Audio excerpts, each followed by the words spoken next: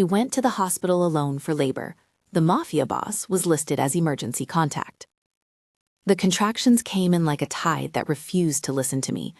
Each one rolled through my ribs and hollowed out the breath in my throat until all the world narrowed to light behind my eyelids and the clock on the wall that mocked me with its steady, indifferent ticking. The fluorescent bulbs hummed and smelled faintly of antiseptic and lavender from the dispenser by the door. A monitor beeped, slow, reliable, keeping time with the tiny life inside me and with the slow erosion of my composure. I signed in with a trembling hand. My name looked foreign on the hospital clipboard, the same way everything in that room felt borrowed.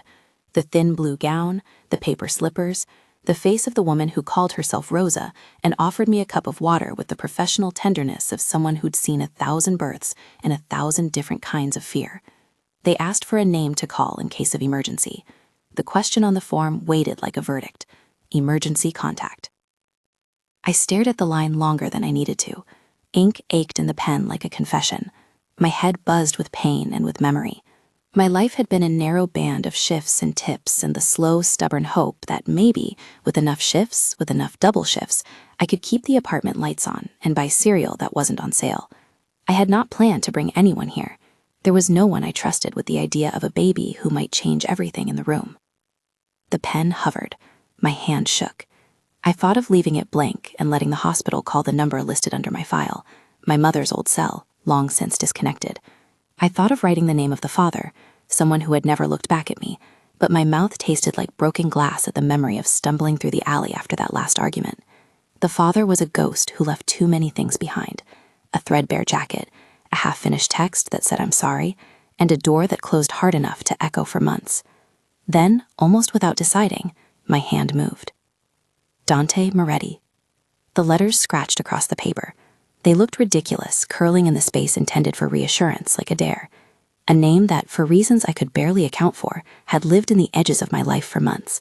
A man I had met once. A man who had left with a cigarette and a promise that he'd call. A man who hadn't called. A man whose face had slipped into the background of my days in a way that made me both angry and grateful. A man with amber eyes like a promise that could break glass. I shouldn't have written it. I knew that in the way you know not to touch something hot, even as your skin protests, even as your thumb finds the rim. Rosa peered over my shoulder when I pushed the clipboard back with a soft professional curiosity that was more habit than interest. Emergency contact? She asked, not unkind. Someone I know, I muttered. I could have lied and said a sister or a friend. I could have written my landlord's name and pretended that would be enough. But the pen had already dried. The nurse's eyebrow lifted, the smallest little incline of polite alarm. If he doesn't come, she said, we call authorities. I called him earlier, I lied without thinking, and the lie stuck like a splinter. The world narrowed again to the white of the ceiling. The contraction hit like a speaker struck hard. I gasped and felt a hot prickle around my eyes. A man in scrubs came in to check my chart. The room smelled of burned coffee and antiseptic, and something that felt like new beginnings and terrible endings braided together. If the hospital made a call, it might go to some number I'd scribbled for memory months ago. I had the number written on a scrap of a receipt, tucked in the pocket of an apron that didn't belong to anyone I was proud of. I had kept it like a talisman. Dante Moretti, his number, the loose scrawl of a waitress who'd spilled wine across his lap and then across her heart. The story of how we met sounded absurd to me when I told it in my head between contractions. It had been a single evening that had the weight of a whole novel, a diner with cheap white tablecloths, a spill of Merlot that painted his shirt a darker shade of sin, the exchange of names like currency. He'd smelled of cedar and something citrus, bergamot maybe, the kind of scent that was expensive and purposeful. He'd sat with an air that suggested a man used to getting what he wanted, as if the world arranged itself politely around his ankles. He'd apologized for the mess with a voice like low thunder, and then made a joke about how life was messy and beautiful all at once. We had laughed. It had been easy. He had touched the small of my back when he stood to leave, and his fingers had been warm and certain. We had slept together that night. It had been both ordinary and not. Rich wine, silk sheets, a moment that felt like an act of daring more than surrender. He'd promised to call. He hadn't. After that night, he disappeared from my life like the last train pulling out of the station. No messages, no calls, and the apartment answered me with a different kind of silence. I told myself not to expect anything. I had no illusions about what a man like him did to make sure he remained unanswerable. But sometimes, late at night, when the apartment was an ache, I would take out the receipt with his number and read the numbers like a scripture. The contraction tightened. I bent forward against the plastic edge of the bed and breathed through it, counting like a schoolchild to distract myself from the animal panic that wanted to rise. The room became a tunnel. The lights hummed. A ringtone cut through the thin laughter of the fluorescent hum, sharp, intrusive. Rosa glanced toward the phone on the nurse's station, and then at the clipboard with the recorded name. "They are calling the emergency contact now," she said, as if announcing the weather. Her voice was steady and clinical, but I heard the undertow of something that could be judgment. My heart thudded like a bird against a pane. I didn't know if I wanted him to arrive or to stay away. Part of me wanted him to stay away, a selfish, stubborn part that wanted to be the hero of my own story, not a woman who needed a man to make decisions. Another part wanted him to burst through the double doors with that slow, measured stride and take over like a captain steering a ship through a storm. The phone at the nurse's station continued to ring, and then went silent. The harassment of my pulse was a whole other sound. They reached Dante on the second ring. I remember the sound of that door opening more than I remember the face that filled the doorway at first. It was the kind of step that announced a presence, heavy, assured, measured. The room felt smaller immediately, like a stage curtain dropped and the light narrowed to him. Dante Moretti filled the doorway like a silhouette cut out of marble. He wore a suit that could have bought my building, a color that ate the light in the room and gave it back its danger. His coat lay across his shoulders without an effort, a casual cloak. His hands were bare, long, with a kind of calm veined in them that had probably moved through 1,000 transactions. Up close, the cedar in his scent was more solid. His eyes, amber, not quite brown but not gold either, found me and held me like a man assessing an acquisition, and then softening because the thing he had acquired was alive and real. "You wrote my name," he said, not accusing, not apologizing, simply stating like a fact. I could have explained. I could have told him that I had panicked, that I had scribbled his name because it felt like fate, like a dare, or because his number had been the one thing I kept in my pocket as if it might one day be a lifeline. I could have told him I was scared and tired and alone. I could have told him that the father was a ghost. I could have told him that I didn't know how to do this. But the words lodged in my throat. Contractions ate whatever eloquence I thought I might have had. I tasted metal and effort, and the faint sweetness of exhausted cotton. "Sit," Dante said, "the way you tell someone to sit when you have authority over room and person." He didn't ask, he directed. He crossed the space between us in 2 strides and took the chair beside the bed without waiting. He placed his hand over mine as if he'd been waiting to be invited all along. The contact was both a betrayal and a rescue. The nurse cleared the area with an apologetic glance and set about the efficient mechanical things of a hospital, repositioning, monitoring, steadying. Dr. Chen arrived within minutes, small and efficient and sharp-eyed. She snapped orders with a gentleness that cut through the storm of my fear. Dante obeyed the orders like someone who had spent his life watching others follow him, and perhaps did not like it when they did not. He turned to me and, without a touch that was invasive, held my gaze. "You are not alone," he said, and it was the wrong thing to say, because I had not believed power could be a comfort, and yet the sentence wrapped itself around me like a blanket. Labor became a sequence of black lightning, breath, push, counting, sweat, the raw animal hungers, and the milky tenderness of the staff's hands. Dante's thumb found a small place over the top of my knuckles and stayed there, anchoring me. He counted with Dr. Chen when it mattered, 3 pushes, 1 breath, another push, and his voice was steadier than mine, as if he had rehearsed the cadence of being a father before the child existed. At one point, when my legs felt like they might give, his hand slid behind my back and found the small of me the way hands knew the contours of things they had mapped before. It was intimate in a way that surprised me. It was careful, attentive. It didn't feel like ownership so much as guidance. But even guidance from a man like Dante carried an echo of something else, a power that could decide futures. The room shrank to the world of cloth and breath and the muted orchestra of monitors. The light seemed too bright and then soft, and I found that time had a different shape when you met the end of one life and the beginning of another in a single raw hour. I pushed until the muscles in my thighs burned, and until my voice could not make any sound other than the primal noise that births make. And then he cried, a little, fierce, wet sound that bent something inside me I had kept sealed for years. The nurses swaddled him and placed him on my chest, and the world rearranged itself around that sound. I had thought all along that I would feel something simple, relief, exhaustion, triumph. Instead, I felt a complicated jumble, love that arrived like a curtain pulled taut and then slowly gathering, fear that someone's small body might be threatened in ways I could not imagine, a fierce protection that surprised me in its intensity. Dante leaned in as the baby opened his eyes, dark, incomprehensibly new, and made his first little attempt at a face. He looked at the child like a man recognizing a thing he'd been waiting for. He whispered a name before he let it leave his mouth fully, as if tasting it. Alejandro, he said, and then as if to soften a pillar, Sandro. The name rolled through the room like a proclamation. It felt like a brand and a hymn at once. When he said it, he's mine. The words were soft enough to be sincere, loud enough for me to hear every syllable. The claim landed on me with the force of an ocean wave. Mine, a word that could be shelter and a cage.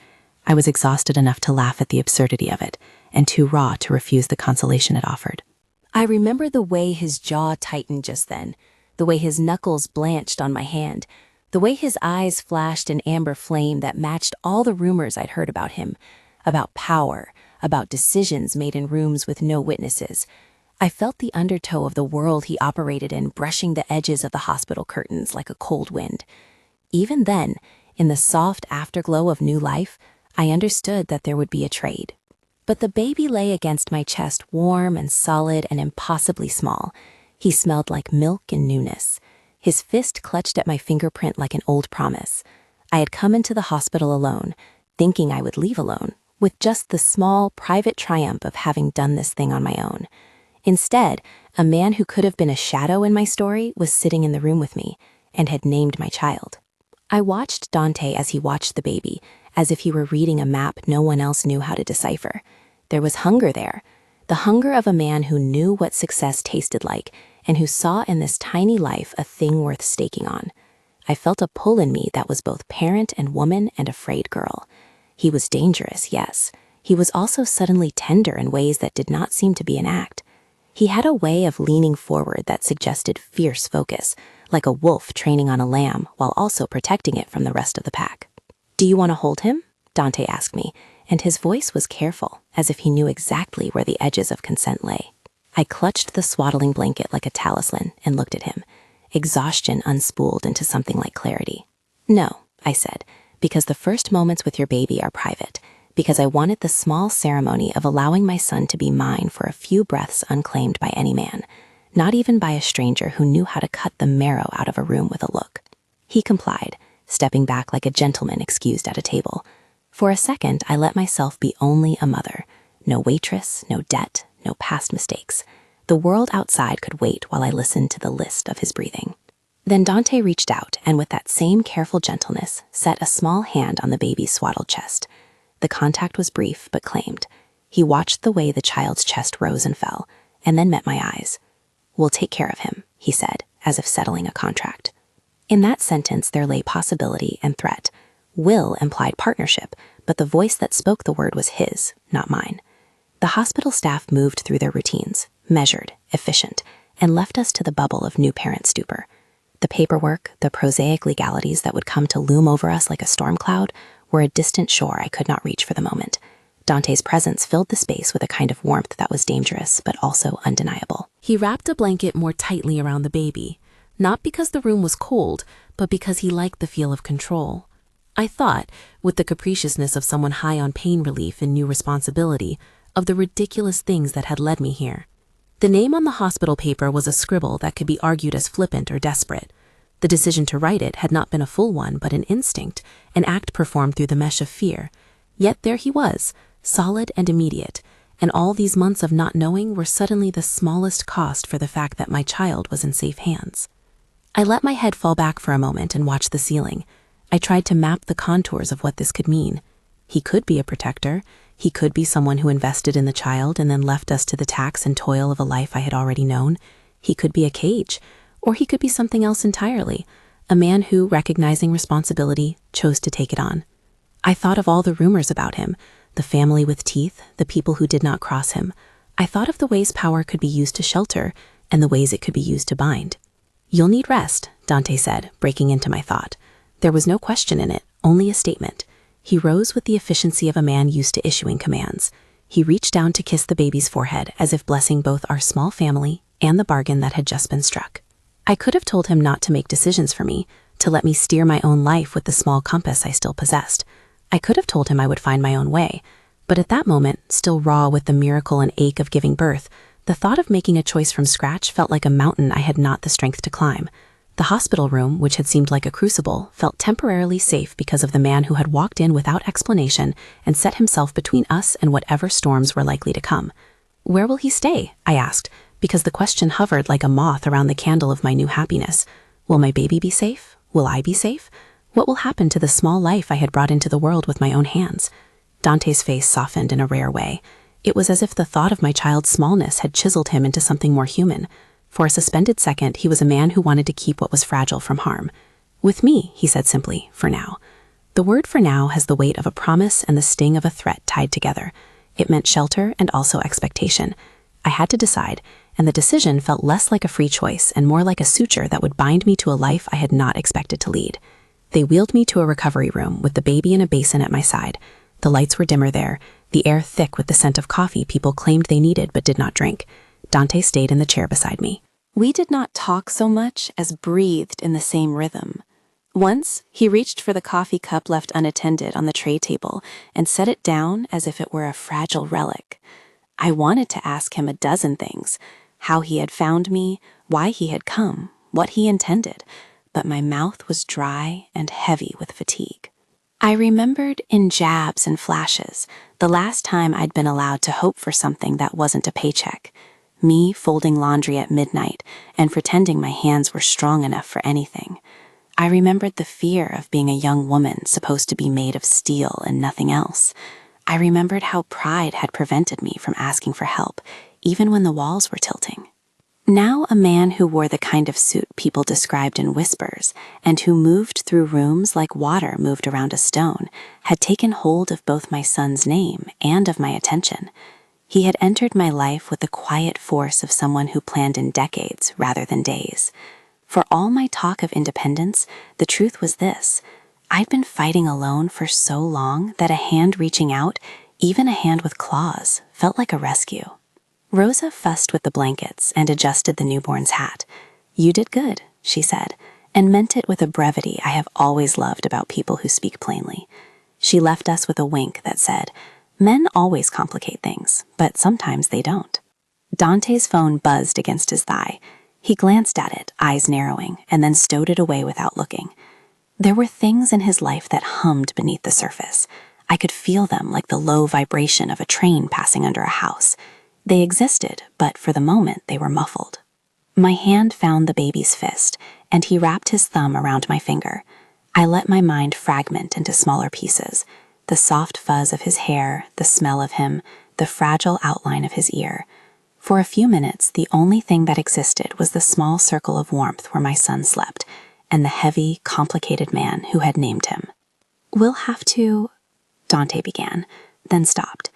He wasn't used to not finishing a sentence. He was used to ordering and being obeyed. Here, there was an uncompleted sentence between us. It hung like a question mark made of glass. I don't remember deciding to say yes. Maybe I nodded without the force of a decision. Maybe I signed my life away in a tired, small motion. The truth is simpler. I chose survival. I chose hands that would hold my son when mine could not. I chose the immediate safety of his arms over the slow, grinding uncertainty of the days I had been living.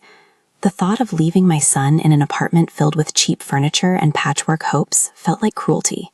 "If you're saying you'll be involved," I started, then stopped myself. "If you're saying you'll be here," the words came out thin. "I will be here," he said, and the words were soft and absolute. They wheeled us out later that evening. The city outside the hospital windows unfolded in lights, a grid of lives moving on. Dante wrapped a coat around my shoulders and held a careful hand at the small of my back as he led us through the double doors. His steps were sure, a path carved through the noise. Men in suits and quiet cars slid past us like scenery. When we stepped out into the night, I felt, with the sudden clarity that only the exhausted have, that a line had been crossed. The name on the clipboard had been more than an address of convenience. It had been a choice that would alter the geometry of my life. I had come into the hospital alone to meet the hardest thing I had ever done, and I had left with a man I barely knew, but who already asserted ownership over the shape of our small family. On the curb, he gathered the blanket closer to the baby and looked down at him as if reciting a litany only the two of them could hear. "You called him Sandro," I said quietly, the nickname a tiny question. He glanced up at me and then shifted his weight, a tilt of amusement that didn't reach his eyes. "Alejandro is the full name," he said, "but Sandro suits him. Strong, short." Have you always liked that name?" I asked, not sure why the smallness of it felt like a talisman I needed. He smiled then, and it was like someone opening a door that had been barred. "Names matter," he said simply. "They choose themselves sometimes." We moved toward the bar. The city smelled of tar and late-night pizza and a rain that threatened but did not fall. The valet, an expressionless young man who treated Dante with blunt respect, took the baby carrier, as if he were taking something valuable and slightly dangerous. I sat in the back seat with the baby and watched Dante at the wheel. His profile was strong against the night like a statue lit from the side. The streetlights caught in his hair and made it look like dark metal. I had 1,000 practical worries I would have to face once the adrenaline wore off: who would sign papers, how I would balance anything with a newborn, whether I'd be able to go back to work, whether the father, wherever he was, would ever come sniffing back. But in the seat of the car, with the heat of the city buzzing against my face and the baby's small chest pressing against me, all the laundry list shrank. The reality was simpler and louder. A man with a name and a reputation had just claimed my child, and I had let him. The inevitability of that choice settled like a stone in my stomach. It wasn't a free will choice made at leisure. It was a chain of small surrenders, each one polite in the moment. A nap here, a meal there, a decision left to someone whose life had more resources than mine. Each one would feel reasonable until one day they added together and became a life I had not planned to live. Dante glanced at me in the rearview mirror once. "You can sleep if you want," he said, and there was an edge to his voice softened by something like consideration. "I'll handle the drive." I closed my eyes. The spare hours of sleep came in small, hoarded pockets. I didn't dream. When I dozed, it was like the kind of sleep where you are only half out of your body, aware of the world as if through a thick glass. I held the baby, small and real and impossibly delicate, and thought of the name on the clipboard that had invited a man to step into the room and into our lives. Somewhere in the conversation between the past and the present, a whisper threaded itself through. You cannot go back to who you were. The city lights blurred. The car hummed. I allowed myself to believe, for a sliver of time, that maybe this was protection that would not come at the cost of my freedom. I allowed myself to hope that this man, who could make decisions with the flick of a wrist, might also know how to be gentle with what's most fragile. When Dante parked and carried us into a building that smelled of polished wood and a faint citrus note, I noticed details that finally made me understand why people used the word world about a life. The gentleness of the doorman's bow, the quiet that had money hidden in its folds, the artwork in frames that cost more than the rent I owed for an entire year. The lift ascended with a soft compliance, and the city fell away. He handed the baby to me with a reverence I had not expected. He watched me as if reading my face for instructions, and as if the curve of my jaw told him more than any confession. I felt in that watching both seen and surveilled. The penthouse door opened and a soft, warm air of controlled life met us. It smelled faintly of cedar and old books, and something I couldn't name. History lived out loud. A woman appeared from a back room minutes later. She was older, her hair a coil of silver, her presence a ruler of the household. Her eyes moved over the baby and over me with the appraisal of someone who kept the ledger of introductions and could sense immediately whether a newcomer would balance the books or be a missing entry to be corrected. "Introduce yourself," Dante said, and his voice had that same evenness that commanded without raising pitch. "I am Elena," I said, the syllables tasting new in a luxurious room not meant for me, Elena Torres. She nodded once, the movement measured, and then extended a hand like a token of recognition. She smelled faintly of rose and something metallic, leadership worn like perfume. "Welcome," she said.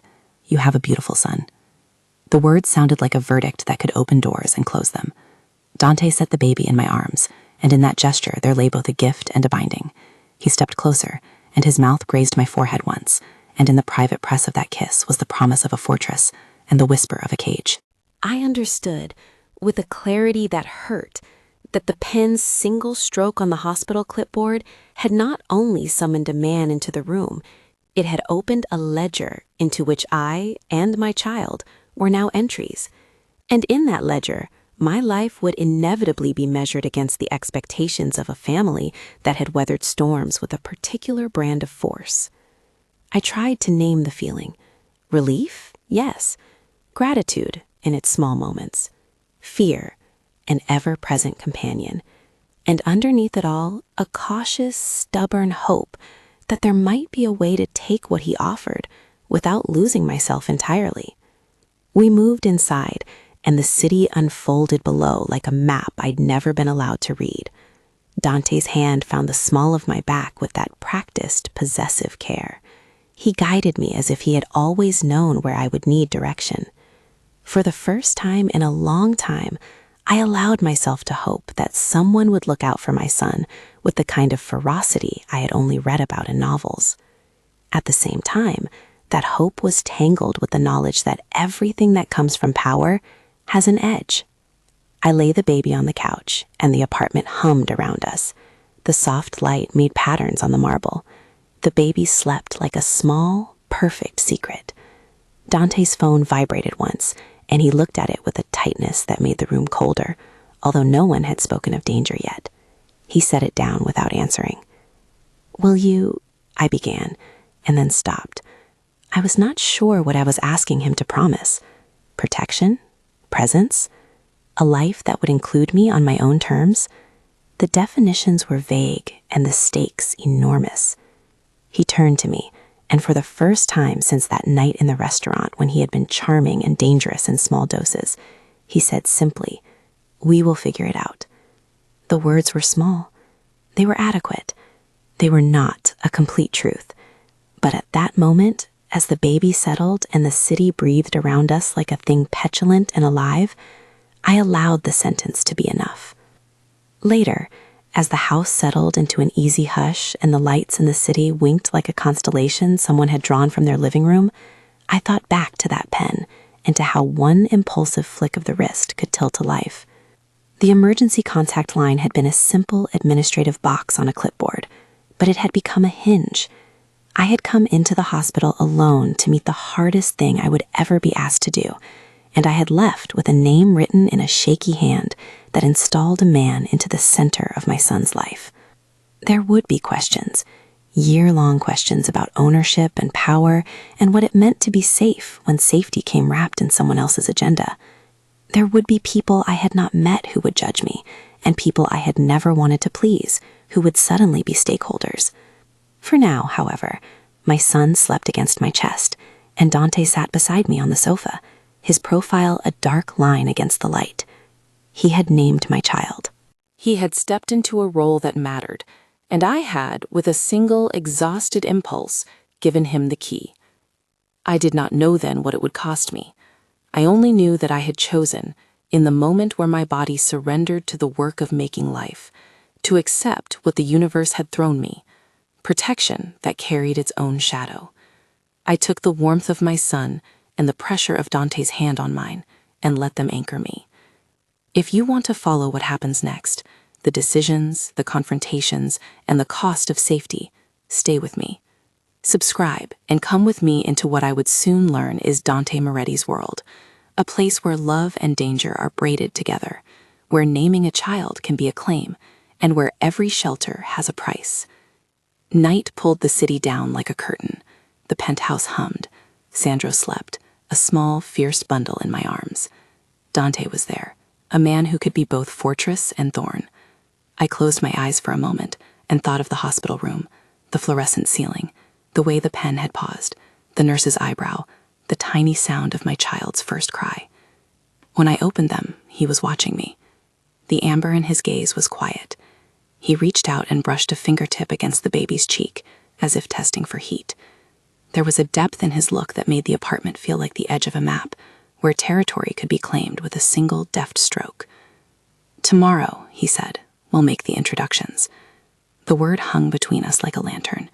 Introductions to what I did not yet know, to a family with rules and rituals, to obligations that would be signed in rooms with heavy doors, to people whose approval might be both salvation and sentence.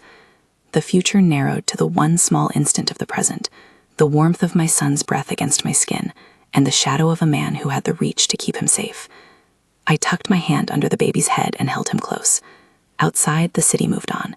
Inside, in the soft amber light, the three of us formed a small constellation.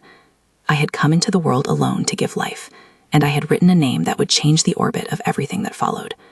There would be tests of loyalty and offers dressed as ultimatums. There would be quiet moments of domesticity, almost sacred, that would fight with the clangor of threats I could not yet see. There would be dinners where toasts meant claims, nights where a phone call could alter the map of our safety, and conversations that would reveal the edges of what protection could ask in return. For now, though, the baby slept, and the man who had entered my life in a doorway sat in the dark, a quiet sentinel. I let my fingers trace the small warmth of my son's hand, and wondered, with a clarity that was almost cruel, how one scratched name on a form could redraw the map of a life. "Introductions," Dante said the next morning, like a man issuing the calendar for our new existence. He meant the Moretti family, the ledger that kept fortunes and secrets in equal measure. He meant a ritual I hadn't been invited to until the ink on the clipboard made me necessary. We went down to a dining room that lived inside a painting where light pooled on a table large enough to have held treaties. The servants moved like trained shadows. The china made small, formal noises. I carried the baby in a sling that smelled faintly of cotton and bergamot, not yet accustomed to the way a house could demand posture. Zia Carla was waiting at the head of the table with her hands folded like a judge. Up close, she was smaller than I'd imagined, but cut from the same ruthless cloth.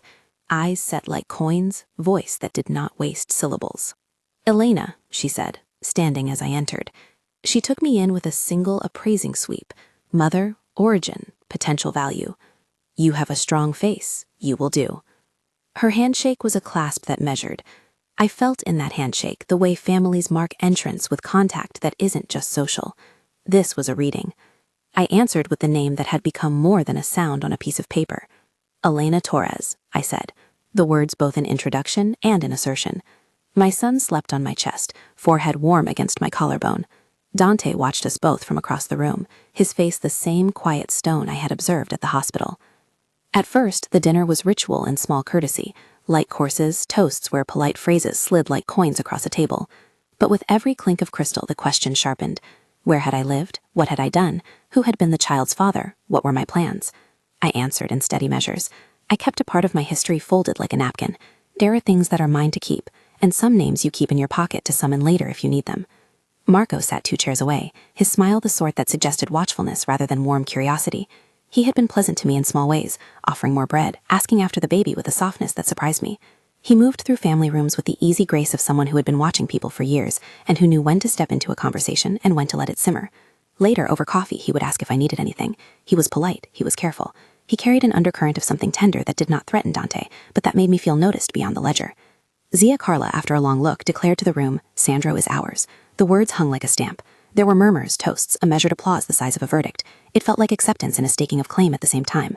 Dante caught my hand under the table, not in a possessive grasp, but in a small grounding pressure that told me, silently, he saw the unsettled questions in my face and intended to answer them in his own way. That evening, back in the penthouse, the city a grid of indifferent lights below, the surface of our new life settled into domestic rhythm, and then stuttered. I was alone in the kitchen, hands in the sink thinking of baby lotions and tax forms, when Dante came in, his silhouette cut from the hallway's low light. He closed the door gently, the muffled sound of the city failing to reach us. "We have a problem," he said. The sentence had the economy of a man who had traded many conversations for terse declamations. There was no drama in his voice, but the way he spoke made the room colder. He told me nothing of details. Those belonged to rooms with locked doors and men who kept their hands in their pockets. He told me the kind of thing that left out the action and kept the result. A rival family had made a move. It was the sort of sentence that rearranged priorities without laying out the chessboard. My stomach dropped with a familiarity that was new and old at once. I knew, in the small, private way of someone whose life had suddenly become attached to something larger, that names moved like weather. They arrived with a pressure that pushed everyone towards decisions. "We'll leave tonight," Dante said. "A safe house, for now." He did not ask my permission the way men ask when they hope for it. He informed, as if safety were a highway and he had already reserved tickets. I have never liked being told what to do. Pride is a stubborn thing, but the baby slept on my chest, and pride thinned in the face of his even breathing. The extraction was quiet. Men who had hardly spoken in my presence moved with efficient silence. I packed a single bag, practical things, and one photo of the things I couldn't explain away. I thought of the apartment, the tethered couch, the stacks of unpaid bills that had been my weather for years. I thought of the stability a safe house could bring. Then I thought of an invisible ledger of returned favors, of decisions that might trickle outward and touch the life I wanted to protect. We drove into the night. The city dissolved into miles of black spattered with the occasional farmhouse light. The safe house was a house in name only, reinforced windows, thick doors, an interior that smelled faintly of oil and cold coffee. Rosa arrived with us, eyes carrying the tired knowledge of someone who had seen other nights like this and lived to tell of them. She took up station in the nursery with the same professional tenderness that had steadied me at the hospital. There were other men, guards who stood like pillars in doorways, human and immovable. Their presence was another layer of protection. It was also another set of eyes that watched the boundaries of my life. That night I lay awake while Sandro hiccuped softly and listened to the building breathe. The house had the hush of survival, little lights, the low hum of a generator, footsteps muffled in the hallway. Dante slept in a chair beside me with one hand on the baby carrier. Once, in the dark, he moved and his thumb brushed my knuckles. "It's handled," he murmured to the phone in a voice that left no room for argument. Handled. A word like a closed fist and a gift at once. It meant relief. It meant a tide being turned somewhere beyond our walls. It meant, perhaps, a man doing what his world required and asking me to accept the method by which he kept us safe. The morning brought news. Not the kind of terrible shout made for tabloids, but a quiet, efficient communication, delivered in a way that made me recognize the contours of consequence without seeing the act. Marco found me on the balcony, watching rain that had finally come, and said without flourish, "It's done." His voice carried no triumph. He looked at me with something like regret mixed with relief. I felt the moral weight of that sentence like a stone in my belly. I had signed in a shaky hand an address to a life that came with shields, and the knowledge that shields often cast shadows. The clean resolution of a rival's threat had removed a danger from our path and left in its place questions that would not be answerable by a handshake. "Did you—" I began, and then stopped because the question wanted details. I wanted smoke and men and movement, and the specifics that would let me decide whether the cost to arrive at our safety was one I could live with. "Things were taken care of," Marco said. "You won't see the ways. Thank Dante and then forget about it." His softness was weary.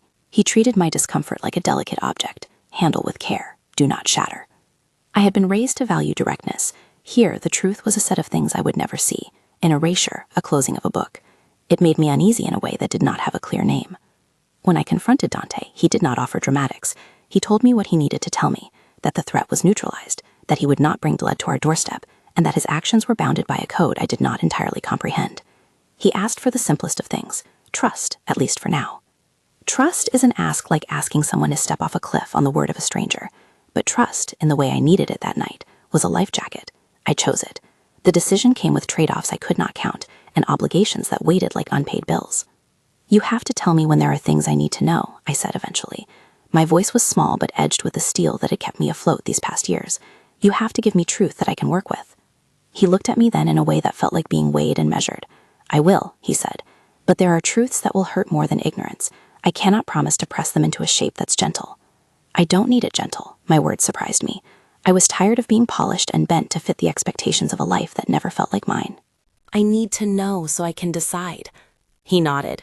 It was an exchange of power that had the contour of negotiation, a promise, not absolution, not guarantee. He reached for my hand and squeezed with a pressure that said he would not let go. For months, our lives rearranged themselves around him and the child.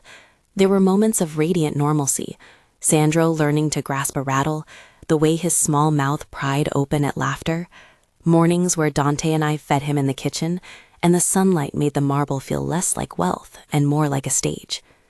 There were other moments, closed-door meetings, calls that made Dante's jaw set like stone, the way men dressed in black shoes moved through hallways with business-like anonymity.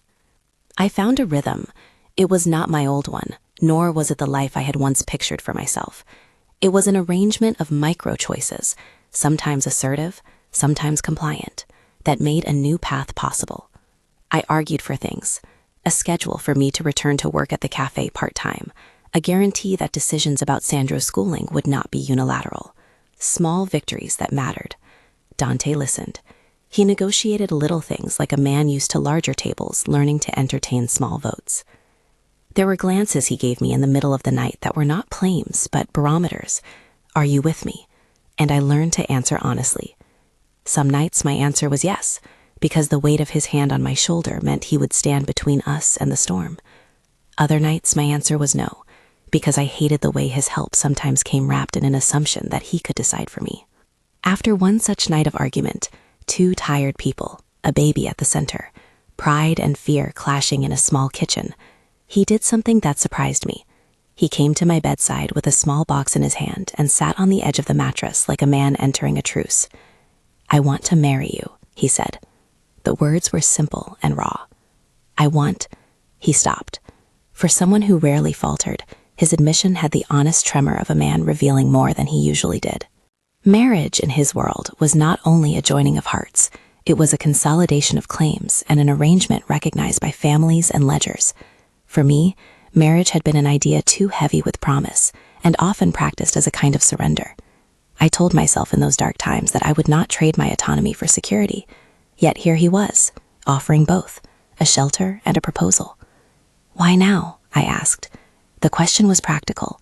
It was also a plea. I wanted to know whether nothing in his world had changed, or whether he'd had a moment of clarity that made him see the life he wanted. "Because I don't want him to be left ambiguous," he said simply, touching the baby's cheek with a tenderness that had nothing to do with power. "Because I want to promise in front of my family that you are ours. Because I want to make it harder for anyone to take him away." His logic was practical, like a builder choosing the strongest beam. The protection of legal recognition, the promise of being part of the ledger that would insulate my son. It was also personal, a man owning his longing in a way he had not allowed himself.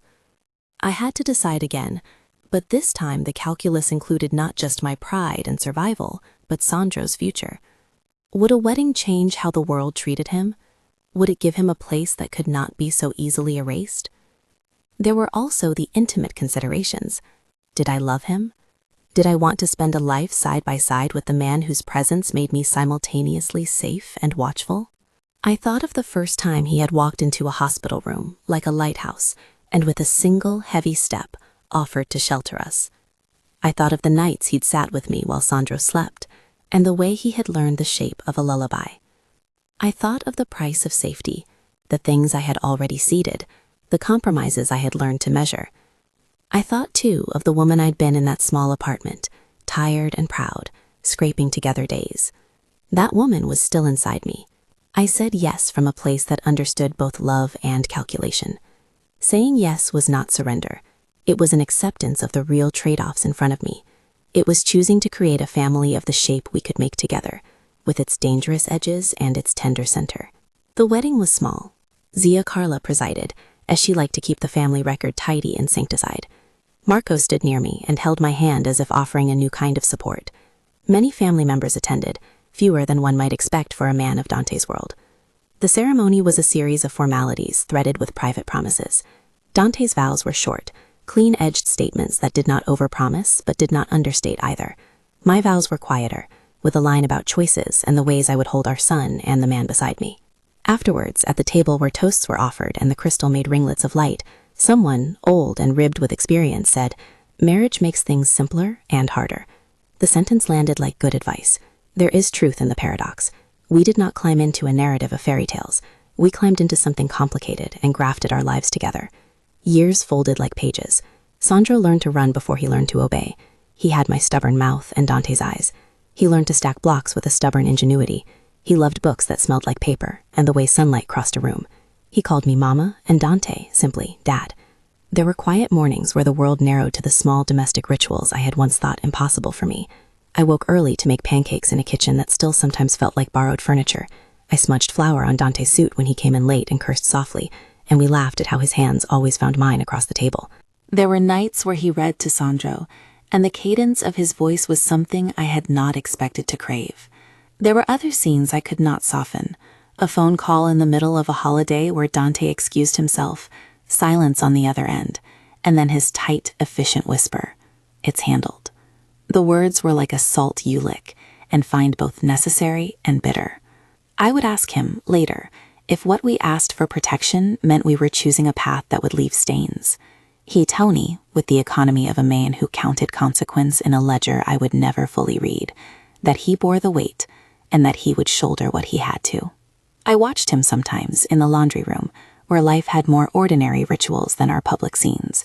He folded shirts with an almost brutal lack of ceremony. He stole glances at Sandro that were both proud and fierce. One afternoon, when Sandro had scraped a knee at school and come home weeping, Dante sat him on his lap with a tenderness that was steadier than any rumor I had heard. He held him and hummed a line that was a bastard lullaby he had made from memory and affection, and in that small domestic act, he was only a man with a son. I also asked for things. We sat at our kitchen table one night with the baby asleep upstairs and went through a list of rights I wanted to preserve for myself. They were modest: the right to keep my name, to work if I wanted to make small decisions about Sandro that were rooted in my mothering instinct. He listened. He carved out spaces where my autonomy was honored. He did not always yield, but he bargained honestly instead of issuing edicts. People outside our home had opinions. There were whispers about my past and jokes in boardrooms about the waitress who got more than she deserved. There were other looks, the ones that measured me and tried to find the seams. I learned to hold myself like a person who knew their value. Some days I felt like a woman who had stepped reluctantly into a palace. Other days I was a queen of a smaller realm, the classroom where Sandro's school had its little plays and I was there with a smile to tape his crown, the bakery where I returned once a week because the scent made my bones remember simpler pleasures. There were moments of jealousy too. I met other women at functions who had been wives longer than I had been, and who carried a different, practiced grace. They spoke in the shorthand of a family that ran on cycles I did not yet know. Zia Carla offered counsel that was often practical and occasionally cutting. She taught me things like how to read a ledger without panicking, how to assert a position at a table without raising your voice, and how to accept that sometimes safety must be paid for in miles of silence. I absorbed some, I pushed back against others. Once, late at night, when Sandro had a fever and the house hummed with worry, Dante sat me down and took my face in his hands. "Do you regret the pen?" he asked. The question was quiet, not a demand or a trap. I considered it. There were nights that I did. There were nights that I would have given anything to go back to that first breath and make a different choice. But there were also mornings when Sandro's head rested on my shoulder and his breath was steady, and I would think of the pen as the only sensible risk I had taken in a life of small, necessary gambles. "No," I told him finally. "I don't regret it. Not entirely. I regret some of the things it set in motion, but I don't regret him." I nodded toward our son upstairs, and Dante's face shifted in a way that was almost relief. "I know I ask a lot," he said, voice heavy with a kind of confession. "I know you didn't sign up for this world. I don't want to force you into a life you hate." "I didn't sign up for it," I agreed. "I just signed with my eyes open." There were days when the ledger balanced, and days when it didn't. After a particularly nasty rumor circulated, something hushed and vicious that I would not dignify by repeating, Dante's reaction was fierce, not because of the gossip, but because of how it targeted an element of me he considered inviolable. He handled it, as he always did. There were men in suits who made other men quietly apologize, phone calls that stopped lines of inquiry, reputations smoothed like wrinkles in a cloth. I learned the way of half-truths and silencers, the way of negotiations done in corridors where I was only sometimes present. Every time I asked him afterward what had been required. Every time he answered with that same phrase that both protected and wounded: "It's done." I kept my own rituals. I took Sandro to the park on Sundays, a small rebellion against the formality that sometimes surrounded us, and let him run until his cheeks grew bright. I returned to the cafe twice a week, not because I needed the money, but because the smell of coffee and the small impatience of a day job kept me tethered to who I had been. At night, when the house was still, I would read in bed and sometimes glance over at Dante sleeping like a man who had finally learned to rest. We had not become a perfect family. We had become a family with fissures and love and a network of unspoken bargains. There was a day, a quiet, ordinary day, when I was looking through old papers. I caught the scrap of receipt with a number on it, his number, the talisman I'd kept like a relic, the ink now fading. I held it like a strange relic of a life that had once been one thing and had been rewritten. I traced the numbers with a fingertip and thought of the hospital clipboard, the way the fluorescent lights had hummed, the way Rosa had watched with thin curiosity, the sound of the monitor that counted my child's life. I thought of the way that single line had shifted the orbit of my days. Sandro toddled into the room then, his hair sticking up from sleep, eyes bright and fierce. He took my hand, small fingers curling around mine like an old promise. "Mama?" he asked, in the way that made my heart tilt. "Yes, baby," I said, and I kissed his forehead. He whispered about a bug he had seen in the garden, as if reporting on a conquest. Dante watched from the doorway, his profile a calm shadow. He smiled, soft and private, and I felt him watching me, not as someone assessing a prize, but as someone who cherished the rhythm of our small life. In the end, whatever compromises I'd made were measured against the daily facts of our life. Sandro's teeth when he smiled, Dante's hands on the small of my back when he walked beside me, the way a farewell didn't end in silence, but in a quick kiss and a promise to come home. There were still nights when the phone rang and my stomach dropped. There were still whispers of threats clipped and dealt with beyond our walls. There were mornings when I woke up with a raw sense of the price I'd accepted. We walked a line. The line was not a bright one. It was made of small decisions and sometimes the dull ache of what we'd surrendered. But it also included choices, my insistence on working part-time, his promise to share decisions, Marco's unexpected kindnesses, Zia Carla's grudging respect. There were ways we both softened and ways we were both hardened. One evening, years from that hospital room, I found myself back in a small clinic, not for birth, but for a checkup. They asked for an emergency contact.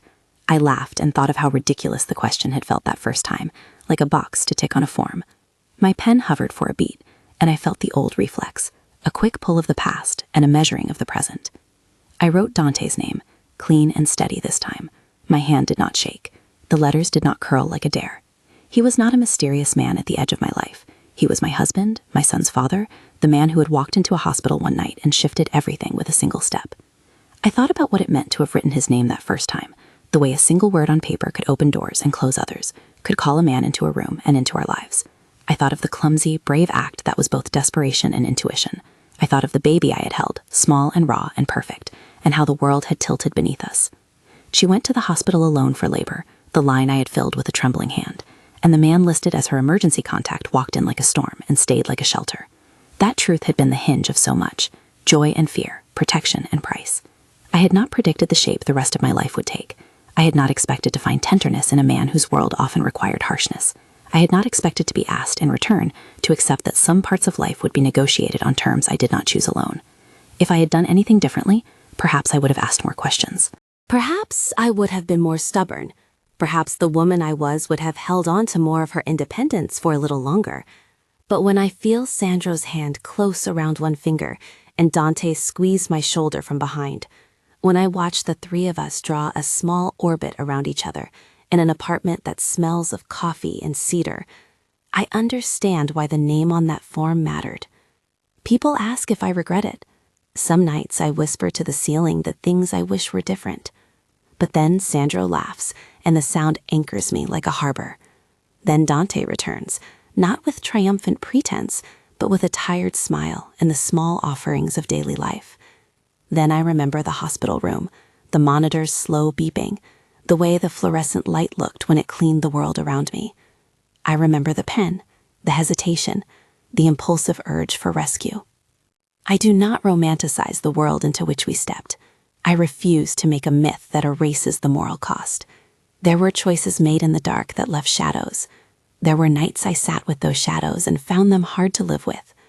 But there were also mornings of pancakes and scraped knees, and lullabies hummed with real affection. The ledger kept both sides, the protections, and the debts. My life is that ledger, balanced in ways I still examine. If you believe in neat endings, our story has none.